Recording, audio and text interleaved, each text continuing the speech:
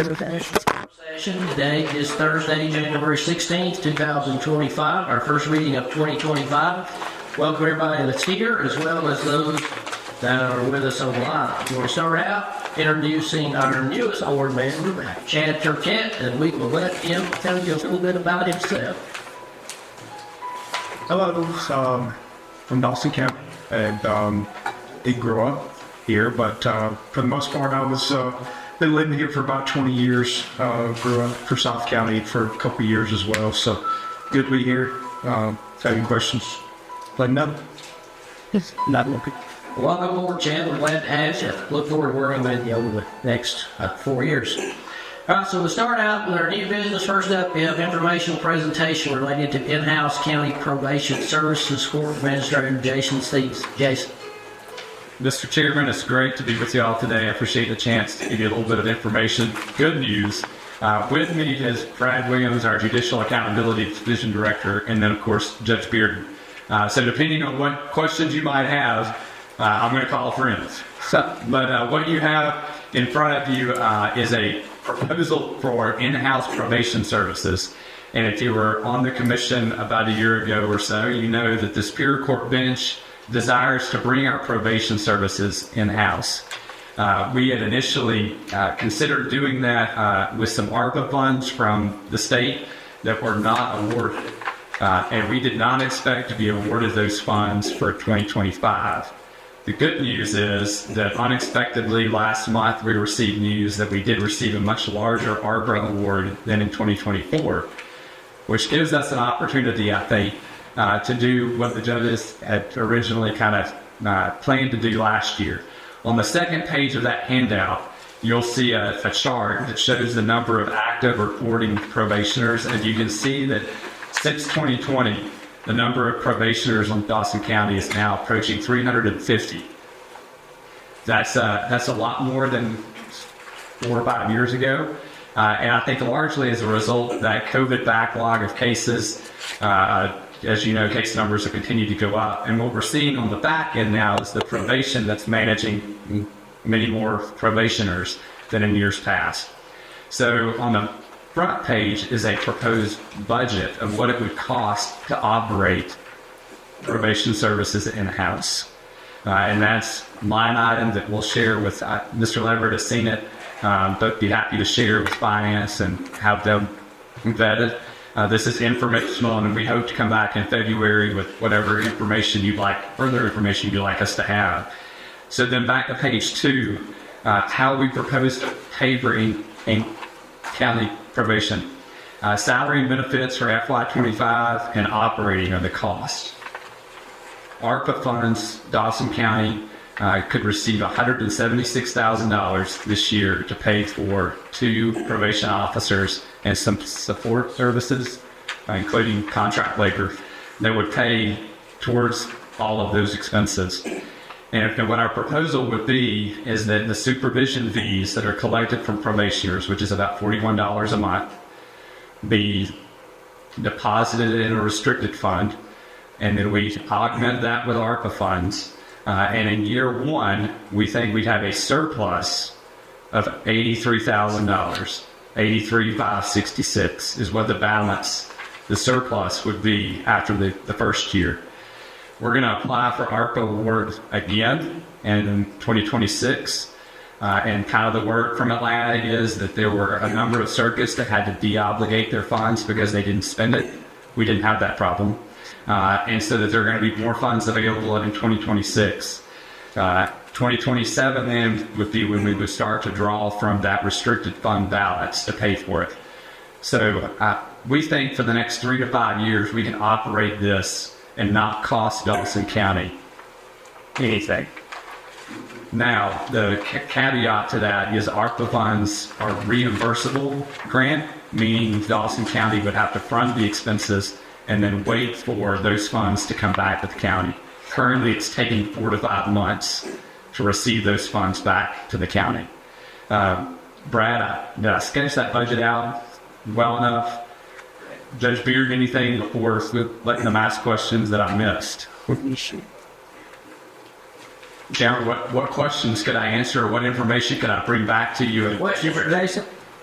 I don't think you missed anything. I just have like a clarifying question. So in short, we can get the award $176,000 for year one in ARPA funds, Yes. and then we would receive that same amount again in year two. Yes, that's an assumption baked into it. Sure.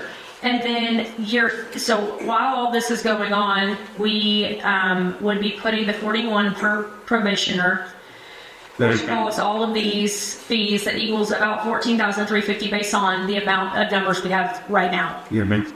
That equals around 172, so close to the amount you'd be getting from ARPA. Yes. That would continue to go into a fund both year 1 and 2, as long as we have the ARPA funds, and then it would pay for the next few years. Would that not just be an ongoing thing that goes in there monthly to try to continue to pay for it? Absolutely. I know, I hate to say as long as crime continues, but like, that's what it is based on, right? Yes. Is there's crime, Yes. you get the result of probation, and that is what the fund comes from. Yes, ma'am. Okay. I mean, I guess in short, if crime went down tremendously, which we all hope for, this just wouldn't exist in-house without coming for funding from the county. That's correct. And at that time, I think it would be a different question, Truth. Okay, I just wanted to make sure that I understood the short of all of it. Yeah, it really is the kind of the judges have pitched it is do a 3 to 5 year project and see how that works and what the funding looks like and what the numbers, how they shake out.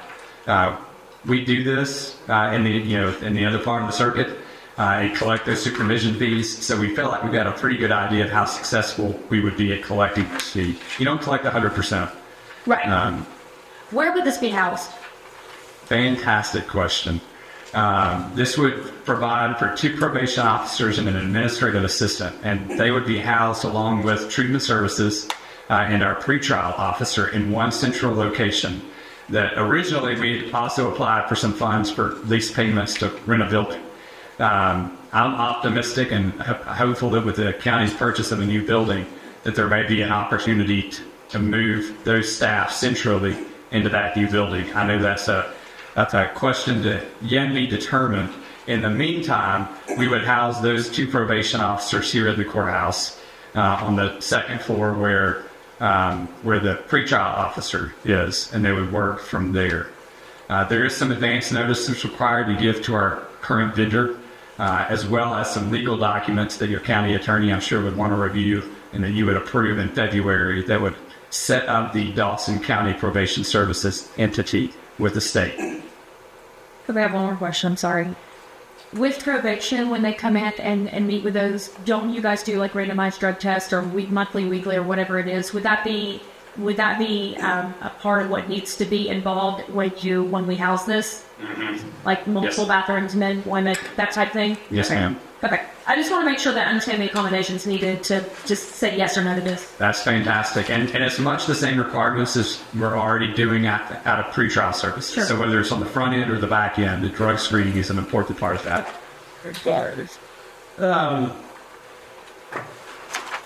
We had this conversation about this a year ago. Remind me what our current capital or expenditure is for third party currently. So we don't pay them anything, but they did the $41 supervision fee. Okay. And then tell me the difference between the services that they're delivering via contract versus what we would do. What does that look like from an end user being a probation or... For the judges, it's going to give them greater oversight. And when they want drug screens, they don't have to go to a third party. They can tell their probation officers, hey, go drug screen them right now. And those probation officers report directly to the judges, which is advantageous, I think, to our bench. For the probationers, it means that they're coming here or to a central service and able to do those drug screens at that same location. Judge Bearden, you could answer that question far better than I could. We add one thing to that is that currently with PBS, Come up here, please. sorry, but Speak it to the phone so that everybody can hear you. that's right, there are people viewing other than those in the audience. One of the reasons that we're interested in this, PBS is who we have used for our private probation contract. These are misdemeanor probation cases, felony probation supervised by the Department of Community Supervision, up by the state. So to kind of backtrack Mr. Bruce's question, we have seen an uptick in the number of probationers. That's consistent with the sheriff's office enforcement of a lot more traffic offenses and a lot of new arrests, a lot more DUI offenses that have been now being prosecuted in the county, because I think you've seen an uptick in the presence of the sheriff's office with the heat unit. But in connection with this, PPS has officers that currently our probation officers serve multiple circuits. So they may be serving the Onoda circuit, they may be serving the Mountain circuit, they may be serving this circuit. So they have some office hours, they have some availability to attend court, but we have our in-house probation officers. They will always be in court, they will always be available, they will always have someone in the office in Dawson County that would be available for probationers to have a presence here 24/7 each business day of the week. Would that also make it easier for the probationer because they would be here instead of having to go maybe Hall County or some other place? It would. I think that's one of the benefits that it would bring for the probationer, is that they're going to be able to do this in-house here in Dawson County. We will also be able to have, candidly, more referrals within our treatment services and have an opportunity, as we see a kind of a quicker referral process. Sometimes we see individuals that are struggling. Oftentimes substance abuse is an issue that probationers struggle with, so it is a quicker avenue for us to address those issues, look at referrals to our treatment services and our treatment court programs, having, particularly if we can get to the shared office space situation, which helps us with the bathrooms and the drug screens, then that would be an even more advantageous situation for us, we believe. And if those drug screens would be collected here, our lab is in Gainesville, and those samples would be transported to Gainesville and the results transmitted immediately to that office here. But that allows us to hold on to those drug screen fees as well to pay for any of the lab fees. So that was one of my questions. Alexa alluded to the housing aspect of it, but you got to piggyback with the drug screening. So would that require any additional infrastructure or personnel to be able to collect those, or does this here include that as well? We built that into the budget. Brad, correct me if I'm wrong, but we do include some money to pay drug screeners. And we utilize often law enforcement to do that. And so some of that budget that you'll see on there is precisely for the drug screening. Do we have, the lab is in Gainesville, so I didn't see any assets, vehicles to That's what I was going to take that transport. from here to there, or We already do that now. So for treatment services in our free trial, we already utilize the Gainesville lab, and they're going back and forth every single week with those samples. but then the third party collecting them now. And now treatment services, we're collecting them at their facility in a tiny bathroom. So vehicle-wise, you don't need any vehicles. None of these employees need vehicles to go out and do inspections or anything like that. And No, sir. no, look at it. And then who sets the $41? Is that set by something that's pre-mandated? We don't have control over that. So you would come up here. So Sir, I can speak to that just a little bit. The total fee that is paid by a probationer a month is actually closer to $50. 9 of that is a crime victim fee that's state required. It's statutorily set. $1 is a technology fee, which covers case management system. It's $1 per probationer a month. $40 is what is actually collected. And that is, there's a limit to that. I believe the state limit is approximately $45. We stay pretty close to that $40 fee in our setup in Hall County, which is what we were trying to model with the fee structure. Quick question about the 40. So I know that you had said that you don't always collect from every single probationer, obviously, every Yes, ma'am. month as you want to. Is that leeway, does this give some leeway to that, or is this banking that we're receiving for you from every single probationer? No, I think the math, Brad, what'd you figure? I'm sure it's in there. I'm trying to read this really quickly, but I'm... Yes, ma'am. And that third page, that chart, projected supervision fees, Yes. that blue line is what our third party has collected in 2020, 21, 22, and 23. What we're forecasting is kind of an upper estimate and a lower estimate, and then taking the middle of what we could expect to collect. Okay. and the idea behind an escalation in that collection now is Because you've got us ending in 24, 25, where Yes, sir. you're projected to do. Both an increase in the number of probationers, and then not to pat ourselves on the back, but we think we can do a better job of collecting them than the third party has. For that time spent. And then startup costs, other than we've eliminated vehicles, which are overall here. Do we need computers, and do we need, when we build out a suite over there, where we house this Yes. thing, then obviously there'll be building costs that will probably associate with the building ramp up, but then computers, things like that would be Yes, in sir. addition to this. Yes, sir. And then my final question is from a liability perspective, from the county now is maybe somewhat insulated because it's a third party and they're providing liability protections for their operations. That now becomes a liability exposure onto the county since we're even the first party. Is there any additional thing that you can speak to as far as how that looks and past experiences of, has there been any issues with that? There hasn't, but I would caution and say off the top of my head, I'd want to come back. That's a great question. I could come back with a better answer on rather than speaking off the cuff.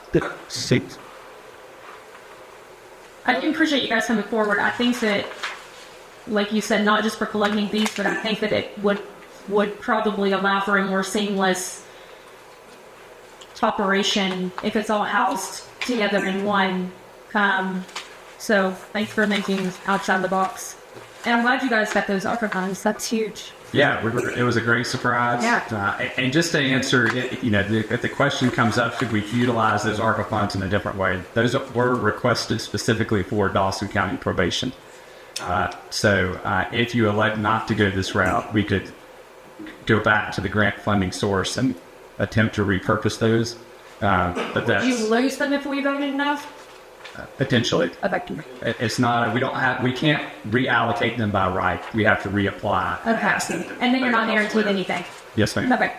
To add one thing as well, there is always the possibility, and I would make note of as well, that we consider, which is there's generally been a consolidation of private probation companies across the state of Georgia. There are very few now. In the past, there were historically a larger amount. A few companies have kind of consolidated most of that, but there is always the prospect that if they were to decide that they did not want to provide the services to our county, we would then have to look at other vendors, and we would be subject to making sure that would be financially advantageous for that vendor. So there's always that risk, and I think we consider whenever we're looking at long-term at the future of probation. Obviously, if it's in-house, we have more control over that, and we're not subject to the company deciding they no longer want to provide those services to Dawson County. Thanks.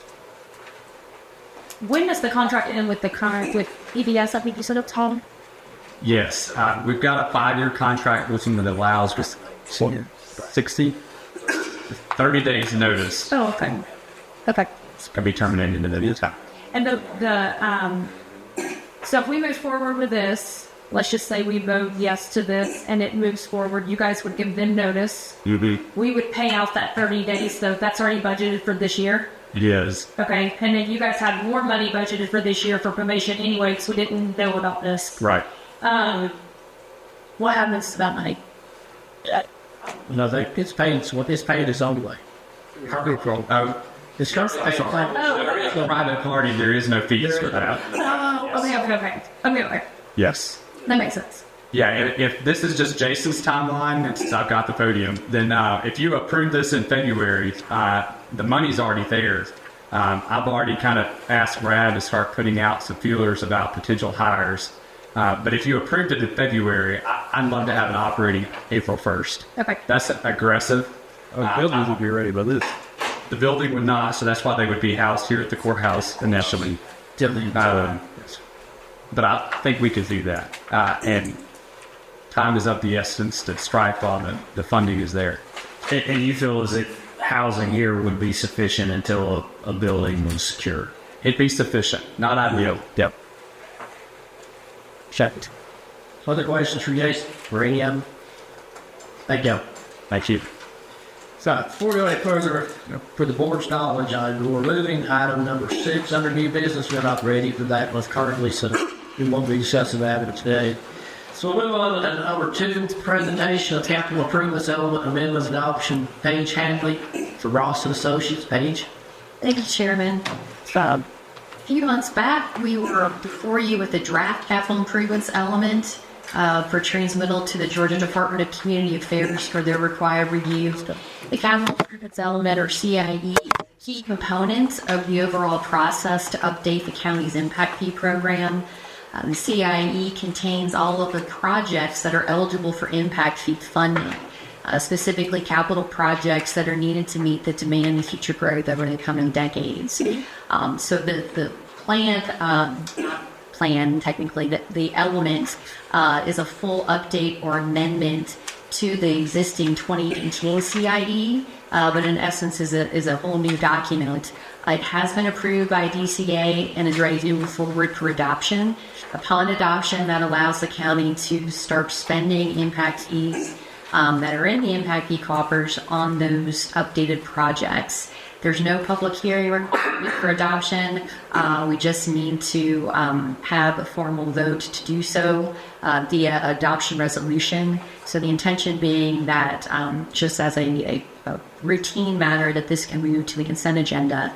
And I do need to make the point that before we can then consider, or the board can consider looking at fees, amending the fee ordinance or the fee schedule in the development impact fee ordinance to look at what fees could be charged to help pay for those projects. The state says that the updated or amended CIE first needs to be in place before you can technically amend your ordinance and fee schedule. So that's why we want to get the CIE first and then commence discussion and have a public hearing to discuss fees in the ordinance this evening. Questions for Petty? Sir. Dr. Chairman, we would ask this item move forward. We have to adopt this before we adopt the fee schedule. Yes, On the consent agenda, that's why. but if we move forward tonight, But But we can discuss the fee schedule a little bit here. Yeah, because I know we've been looking at some alternatives, so I think it's a good opportunity to do that. And I get it probably moving it forward in reference to the adoption of that. Because we can't adopt the fee schedule until we do that anyway. Correct. go. But we can talk about the fee schedule. Oh, certainly. And that's, there is a brief presentation associated with the public hearing to be held. Got to bring it in. And we discussion phone certainly. Well, then we'll do that next. So good. All right. Thank you. Thank you, ma'am. Doc. Right, next up we have a presentation of Radio Emergency Warrant. Memorandum of Understanding between Dawson and Lumpkin County Emergency Services during Destroyed Destroyed. Happy New Year. Happy New Year. Good things coming, right? Also, So this item is a memorandum of understanding between Dawson County and Lumpkin County for the use of emergency services radio frequencies across jurisdictional boundaries. This was initiated on them. They were doing an audit on their end, and this is a good time. So I'm requesting that the board accept this memorandum of understanding, and just to let you know, I will be coming back in front of you probably in 6 to 8 months, asking for multiple of these. They'll have to do with our new radio system. questions for the chief? Ms. Davis, you seen this? Have we seen this? I don't think so yet. It was pretty basic. It's just, you can use our frequencies, we can use yours during an emergency. There was not one to it. Take a look at it. Okay. Let's check. Good. Yes, sir. All right. Thank you, sir. Is there an issue with our online streamer? Yes. We'll be out. Take a break here to save die. So, Even to the fight. keep drop. Good.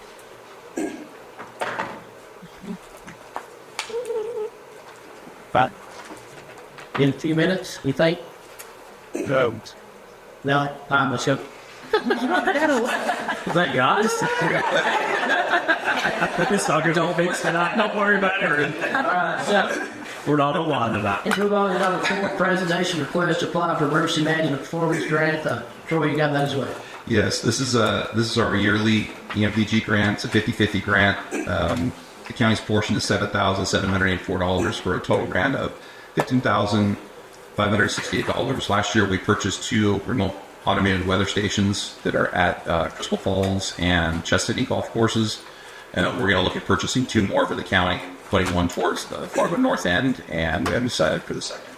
That's what we use funds. And I believe that the funds are already budgeted. Questions for Troy on that? Thank you, sir. Thank you. Next up, we have presentation of request to reclass maintenance worker position to maintenance mechanic, facilities director, Randy Pack. Randy. Good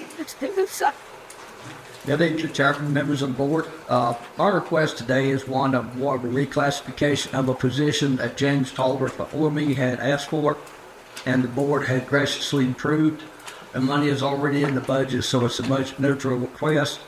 And it's one basically that it would allow me to change that classification to more of a technician, more of a mechanic's status than just the worker status.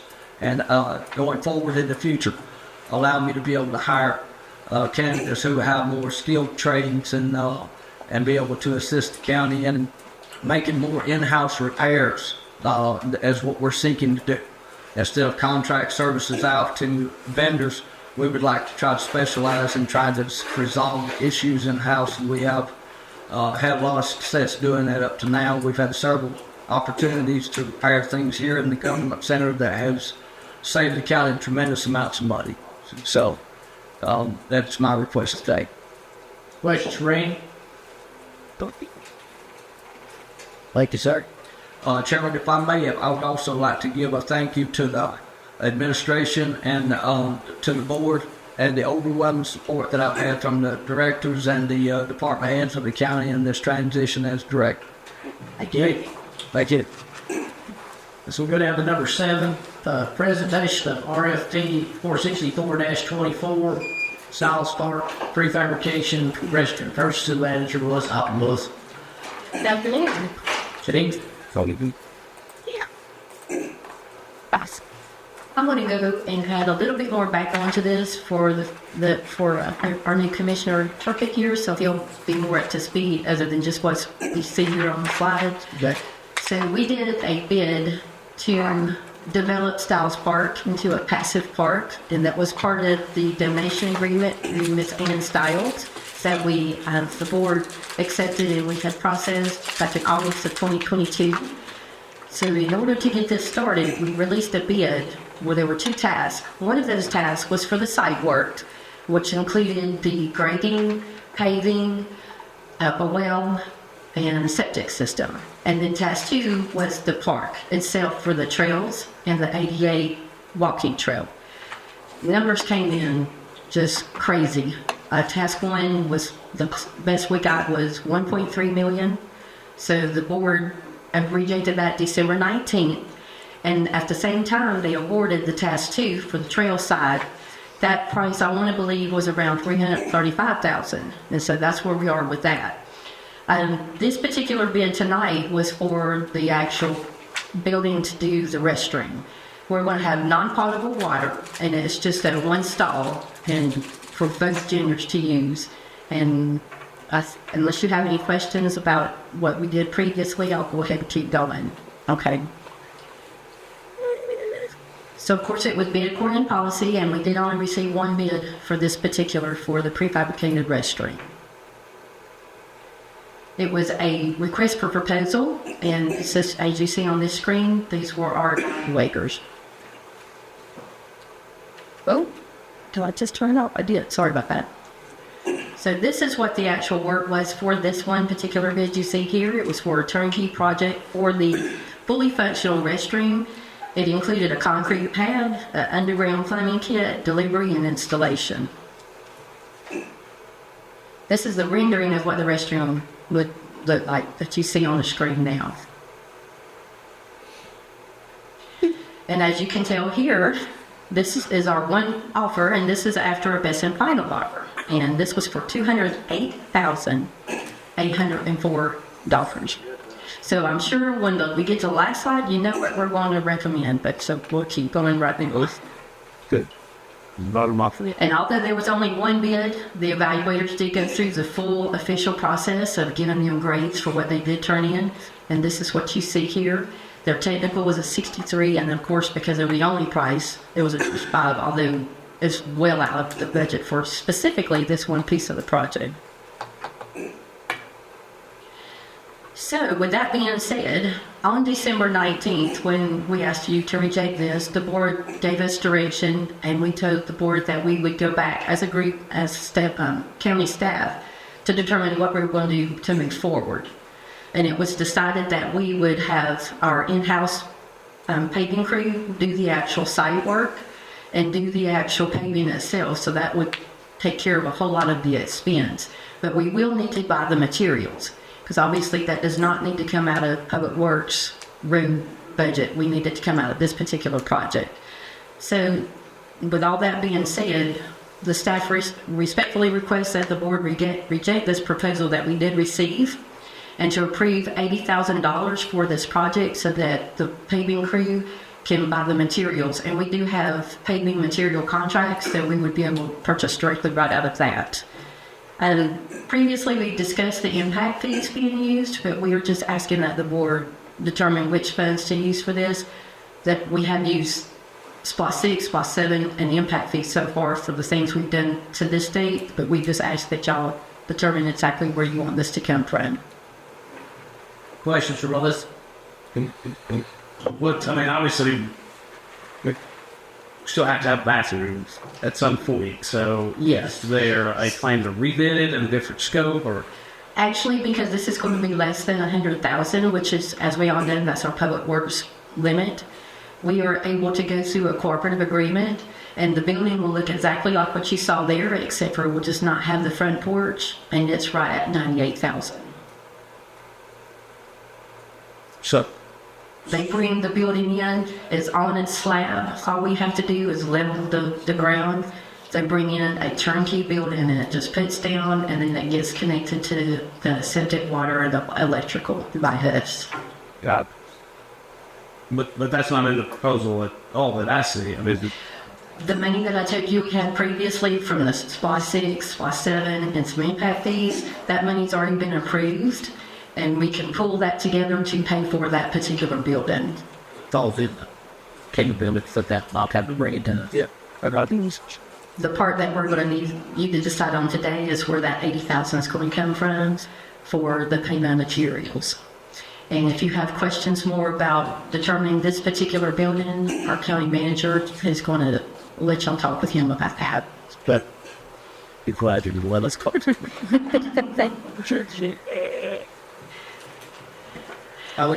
Just so you also you'll know, the parts that we're missing still, even after all of this, will be the well and the septic system and what small electrical will need, and that will be bid out. We wanted to try to get all of this in place, and then we'll put that back out again. Yeah. Other questions? I'm assuming our Public Works Department gave us the quote of $80,000. Yes. Yes, Eddie went through and figured out what he felt like he needed after seeing the site and gave us that money. Which is much different from the $1 billion if they got her. Yes. Yep. All right. Thank you, Melissa. Thank you. Like, bringing woman to the master. That's it. Cute. We'll move on. Next up, we have presentation of board appointments. First, we have Department of Family and Children's Services, Katie Riley, replacing Randy Hartness in appointment. Term January 2025 through 2025 and March 2025 through December 2029. The Planning Commission, Steve Sandy, reappointment term January 2025 through December 2026. Jason Hamby, District 1, reappointment January 2025 through December 2026. John Maloney, District 2, reappointment term January 2025 through December 2026. Shelton Townley, District 3, reappointment term January 2025 through December 2026.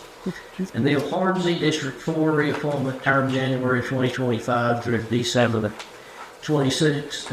These all serve us currently, and we need to move this forward because they will have a planning commission meeting coming up, and I would recommend to the board for both of these, planning department and Department of Family and Children's Services, that we move those consent agenda.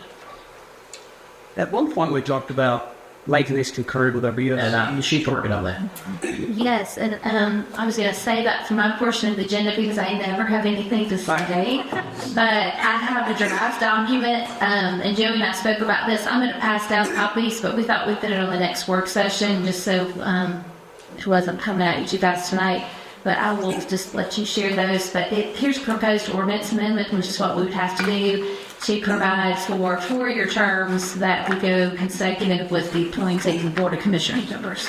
So that would be these 2-year appointments would be in place after tonight, assuming you move forward to consent agenda as recommended.